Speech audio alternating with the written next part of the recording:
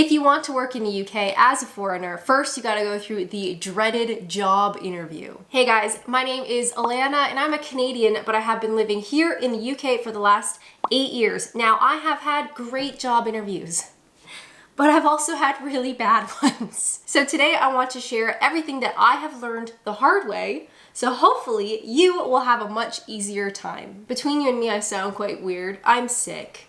Love that for me. Now, first up, you need to arrive early, but not too early. I find British people really pride themselves on punctuality. So arriving on time is a non-negotiable. You have to. However, being too early, arriving too early, I think is just as rude as being late. So if you can plan to arrive to your job interview 10 minutes early, 15 minutes early, fabulous. 45 minutes early, no. If you arrive to your job interview more than 15 minutes early, I would recommend don't go in. Walk around the block, find a coffee shop or something, or sit on a park bench. But going to an interview too early is kind of rude. Number two, you need to plan out your journey. Now, how are you getting to your job interview? Are you walking? Are you driving? Are you taking a bus, a train, the underground? A combination of all of them. If you are taking public transport, just make sure to double check the times. Google Maps is actually really good for this. So you can plug in where you're leaving from, where you're going, and you want to arrive by a certain time. The public transport options through Google Maps is usually really accurate. So just make sure to double check and make sure you plug in the appropriate day and time, because timetables will change depending on the day. So the train timetables, try saying that 5 times fast. The train timetables will be different on a Monday compared to a Saturday night. If you are living in London and you'll be working in London, I'll put some links in the description for London-based transportation apps. Those will be more helpful to you, but for everybody else just around the UK, Google Maps is a really good choice. And it's free, so what's not to love?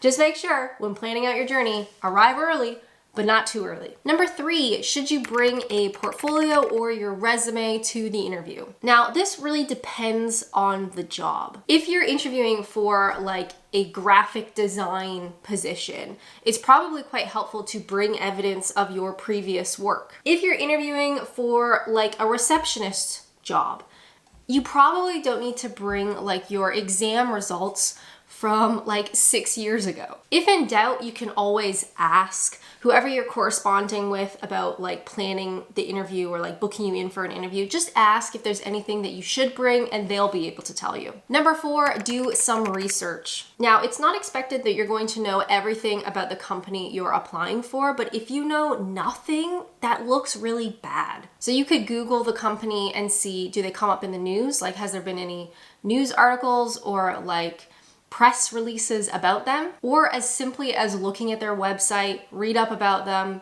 Most companies will have like a About Us page. Read it, like, are there different locations around the UK? Is this just one location? Is it run by a family? Like, just have a general idea of the business and the company that you will be interviewing for. It's in poor taste to arrive to an interview and then having to be like, oh wait, sorry, what business is this for again? You just want to seem eager and that this interview is important to you. Number 5, we need to talk about visas. So you are an expat.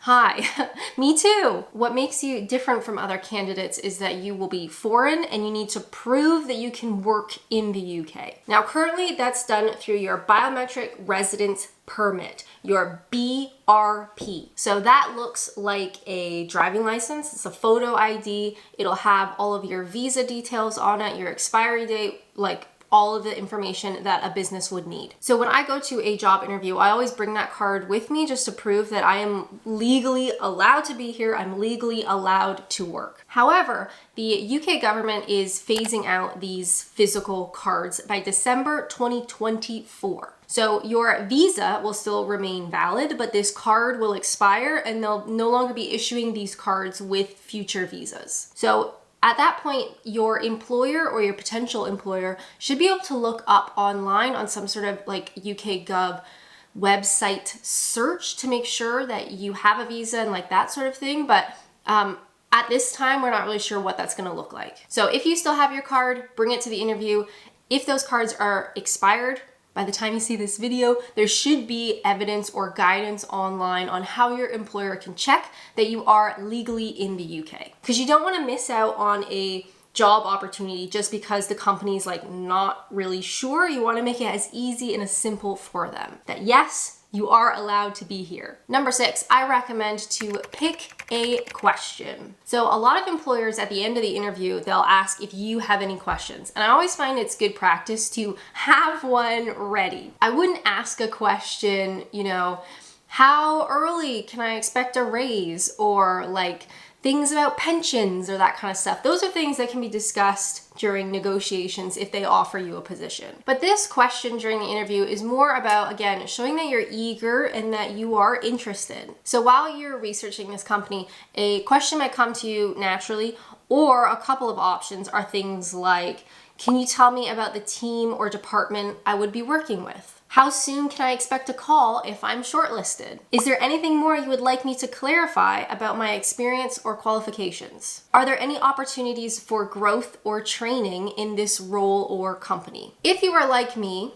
I hate job interviews. I'm so anxious. I feel like I'm going to pass out. So I find it really helpful to preemptively prepare some of this stuff. So in the moment, I'm not like stuttering and like, oh God, I can't think of a question. Just pick something ahead of time so you'll have that question ready if they ask you. Number 7, what to wear to a UK job interview. Now this of course will depend on what job are you applying for. You know, like what sector is this role within? But a good rule of thumb is business casual. So for instance, trousers, not jeans, nice like black business work trousers, and then maybe a nice cardigan or a nice sweater or a button up or, you know, something like that. You'd also want some sort of like business-y closed toe shoe.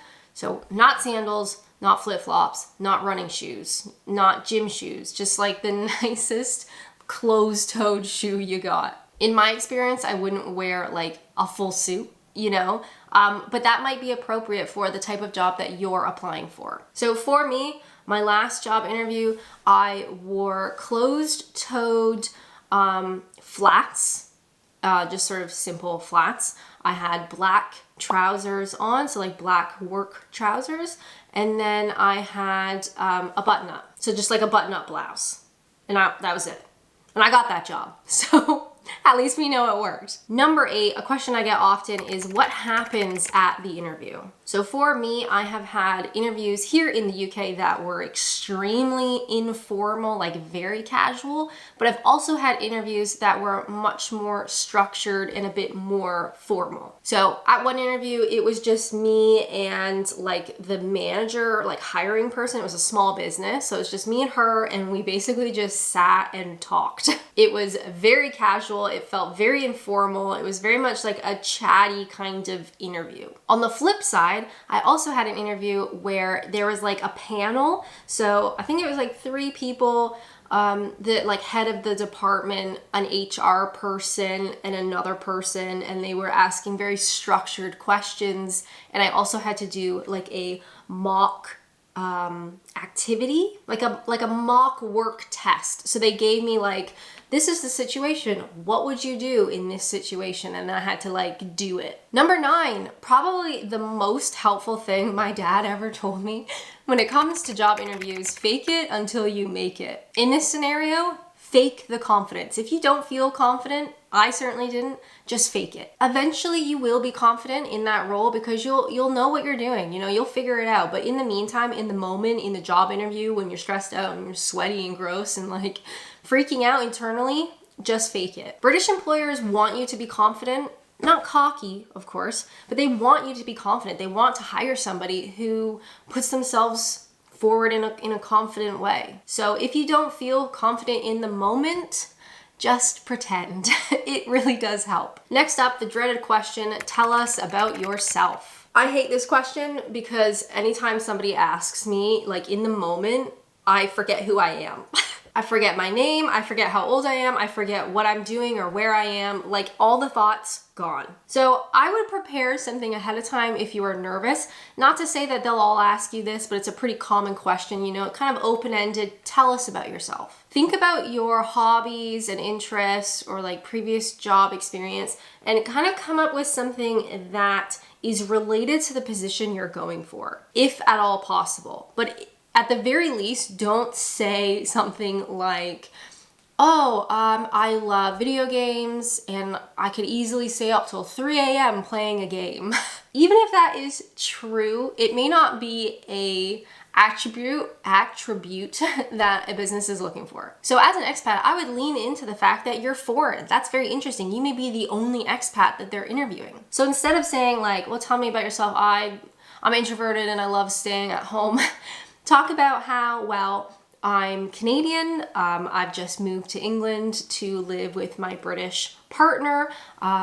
I just landed last week, so I'm still a little bit jet lagged, but I'm really excited and I'm just really grateful for this opportunity. And, you know, I've been having a great time learning about British culture so far. They're probably going to ask you about your nationality anyway, because again, you could be the only foreigner they're interviewing. So if you are given a question like this, sort of open-ended, tell us about yourself, I definitely lean into the fact that you're a foreigner, you've moved to a foreign country. Like that takes a lot of courage and a lot of organization and everything. So lean into it. Tell them about where you're from and why you're here and how great it's been so far and et cetera, et cetera. Next up, how many interviews? So this is really going to depend on your particular job. Typically, entry-level jobs are perhaps one interview and then they'll make a decision and offer the job to that person. If it's perhaps a bit more specialized or a bit more formal, there might be multiple interviews. If they don't tell you explicitly at the end of the interview what happens next, I would absolutely ask. Maybe that could be your particular question. When will I find out about who gets shortlisted? Like when can I expect a call? Will there be any additional interviews? Like just ask them, you know, what's next, so you will understand what to expect. Because there's nothing worse than like you do the interview and then you're just like waiting around the phone. You're just like waiting for the call, but you don't realize that, oh, well, they actually are interviewing someone next week. So you're not going to hear for like 2 weeks. If you ask, at least then you'll know. So what happens after your interview? So I've been here 8 years. I've had it a couple of different ways. Number one, they never called me back. Not even to say that I was rejected. Even though they said they would call me back, they just never called me back. Number two, I was called to say that I wasn't chosen. The words that she used actually stuck with me. She said, we went with someone who had more British experience. And this is like a side point. You have to expect that it's going to be more difficult for you as a foreigner. Most businesses want to hire a British person. It's less training. They don't have to like worry about this person as much. They're British. They know how things work. For you as a foreigner, they have to, typically they feel at least that they need to baby you a bit more. They need to watch you a bit more. They need to train you a bit more. So it is going to be more difficult for you to get that first job. Unfortunately, it's just the way it is. Number three, I was called in for a second interview. So I made it to the next round. And number four, I was called and offered the position. One thing I have learned the hard way is, like I said, it's just more difficult than in your home country. So I remember, especially that first week I arrived in England, I had interviews for entry-level jobs that were below the job I was doing back in Canada. So back in Canada, I was working at like an executive level. I came here and I was applying for like below that entry level, and I got rejected. And that really hit my confidence a bit, but it's just the way it is. You're foreign. You're not necessarily an ideal choice when there are British people that could be picked instead of you. I think it's just something helpful to keep in mind. It's not you. Like, you can't take it personal. Just expect that you'll get rejected on a couple of them. It's just the way it is. But you will find a job. You'll find someone who will take that chance on you. And once you have your first British job and you get that on your resume, the resulting positions, the future jobs are so much easier. It's getting that first one that can be difficult. If you're having a hard time writing your resume, or here in the UK they call it a CV, definitely check out this video. I show you my top tips for writing a good UK CV. And I also have a template linked in that video description that you can download and modify for yourself. If you have any questions, please leave a comment down below, but until then, I'll see you in the next one.